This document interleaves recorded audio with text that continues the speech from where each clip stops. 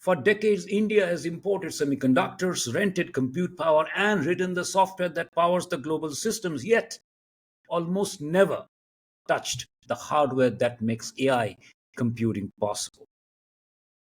Today, that's beginning to change. India is launching a renewed serious bid to enter global semiconductor supply chain. First, Tata Group and Power Chip Semiconductor Manufacturing Corporation (PSMC) is building India's first commercial chip fab in Dholera, Gujarat for $11 billion. These won't be the cutting edge chips that go into your iPhone and iPads or AI servers. They will be mature 28 nanometer chips for cars, appliances, grids, and industrial automation. A huge market. Second, Micron Technology US memory chip giant is building $2.75 billion advanced assembly testing, marketing, and packaging plant in Sanand, Gujarat.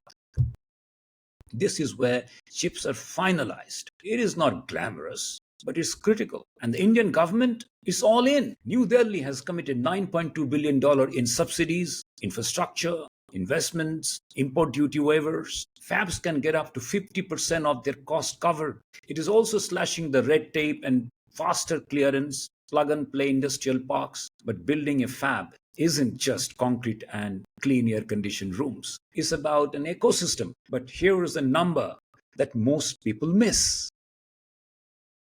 A single advanced chip fab can draw up to 100 megawatts of power. Control S, the new data center right here in Hyderabad, that's about 500 megawatts. That's nearly as much as the entire city of Chandigarh. And 2030, India's data centers alone will need at least 40 terawatts hour of electricity every year, more than some states consume today. Here is the catch. Over 70% of our grid still run on coal. Over 70% of our grid still run on coal. Even a brief power cut can cost a fab millions. So when we talk about building chip ecosystem, it is not just about silicon or subsidies, it's about energy.